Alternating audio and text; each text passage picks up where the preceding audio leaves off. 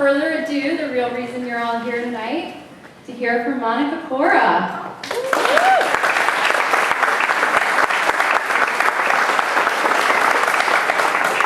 Thank you. Whew. And now I'm going to speak. Thank you, Erin. Thank you, Courtney. Thank you, Chief Brown. Thank you all for being here. And thank you, everyone, for being here with me tonight. This is a big day in my life. I think it is the most important day of my life so far. I'm not married, I don't have kids. I should have said that then. But until then, I think this will be the most important day of my life. I've been waiting for it for a long time. I've been working for it for a long time.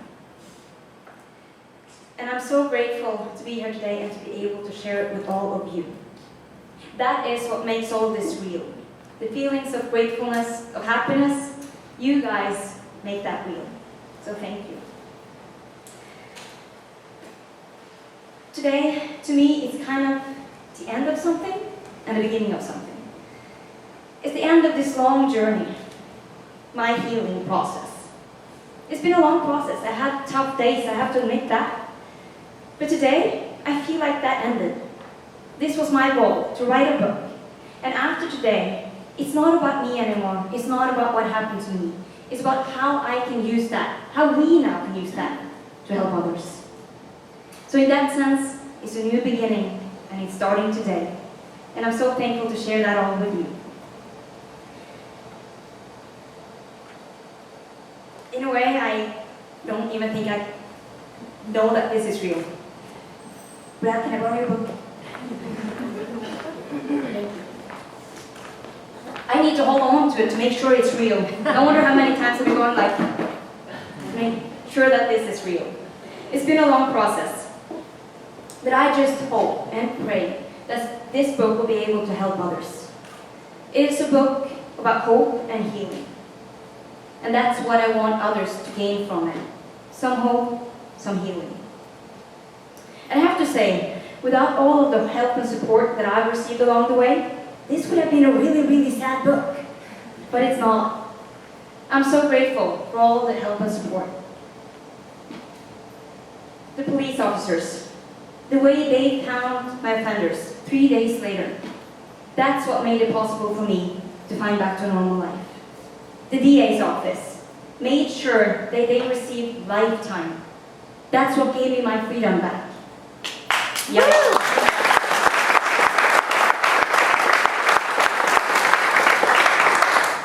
And all of you, family and friends, that's what gives me strength every single day. So I want to tell you a little bit about this title of the book, Kill the Silence. It's about killing the silence of rape and abuse in our society. But to me, it's also something personal. That was the word that I wrote down only a few days after. As Erin told you, when I met her, a few weeks after, I handed her my notes. I started the writing process 3 days after this happened to me. After I had gotten to know that my offenders were found and they were in jail. Up until that point, I think I lived in denial.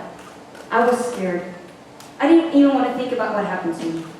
I could not talk about it. And for me, I just felt I had all of these emotions inside, and I needed to get them out. So I sat down, a piece of paper and a pen, and I thought to myself, I need to write. I need to empty my head in a way, and I need to write. At first, I wrote December 5th, 2009. And then I started walking around. I put a jacket on, I put the jacket off, had a glass of water, went to the restroom, put the jacket back on again. I was stressed out, and I knew I had to do this. I couldn't that day, but a few days later, back in the same room, with a pen in my hand, and I wrote the words down, kill the silence. And that's when I knew that's where it had to start. For me personally, I had to kill that silence. All those emotions that I had kept inside for so long, I needed to release them. After I wrote down those words, kill the silence, I started to cry. I cried for hours. I felt sad, I felt scared, I felt angry. But I continued to write. Every single day after that, I continued to write. And even though it was tough, feeling all of this, it scared me. It made me sad. But it released a lot. And after all those tears, I felt so much better. So that's when I realized, okay, I have to continue to do this. I have to write for my own sake, for my own healing. So I continued to write. Did not think about a book at that point, not at all. But I continued to write through it all, through the trials, all the ups and downs. There's been a lot of ups and downs, I have to admit that. And one day, in 2011, end of 2011, after the court cases were over, I met with the book agent, the pre-mailer, here in Dallas. And they'd say, well, Monika, have you been thinking about writing a book? And I go, well, I have about 300 pages at home with notes. Maybe you should take a look at them. So we did. And they said, okay, this is going to be a book. Okay, let's do it. And that's when I realized that there might be something in those notes that I can share with others. And hopefully, there's something that they can take away from it. Something that can give other people hope. So we decided to make it a book. About a year later, we went up to New York, met with publishers. My last meeting out of a lot of meetings, I met with Random House. And I knew at that point, yes, that's it. We're a team. The day after, they called me and they said the same. This is it. We're going to work on this together. And here we are. Here it is.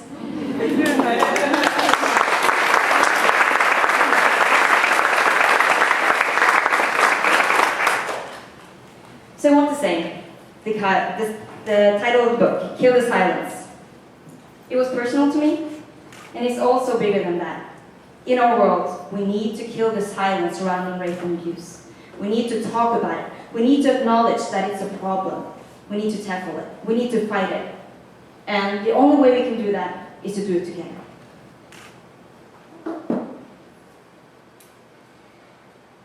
I know I shouldn't thank people by names, but I just have to mention a few. Dallas PD. That's where it started. 3 days later, they were found.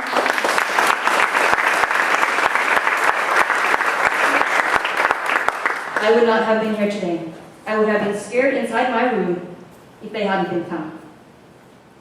The DA's office, Lifetime. Woo. And SMU. Everyone at SMU, my friends, professors, my coaches, everyone here, all of the help and support since day one. I think SMU stands as a symbol of how everyone should tackle this. We need to talk about it. SMU, they don't pretend like it doesn't happen. It happens on this campus as in every other campus across the nation. But SMU, they stand up for their students. Safety of the students, that's number one priority. That's an example of how everyone should deal with this. Family and friends, I have two people that I have to mention. My parents, mom and dad, they're here with me tonight.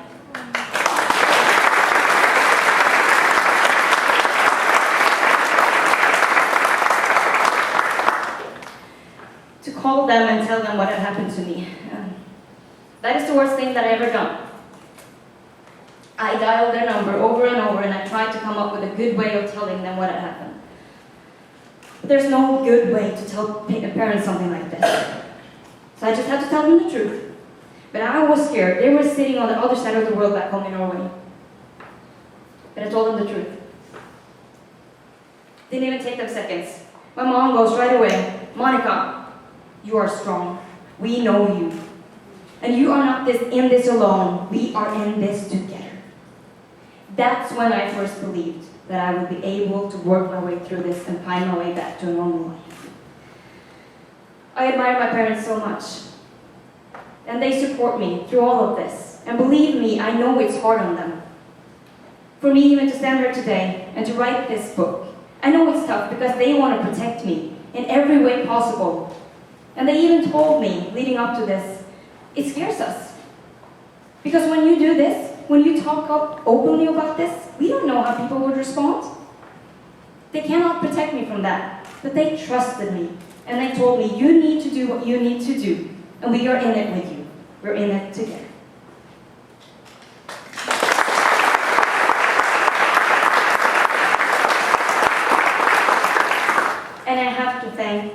Courtney Underwood, Steve Lansdale, SMU Athletics for helping me to bring this event together today. It's an important day for me, and to share it with all of you means everything. And I think that today, by being here together, I think we prove that love conquers hate in every way. Together, we will fight this issue of rape and abuse. Together, we will fight evil. And together, we will win. Thank you all for being here.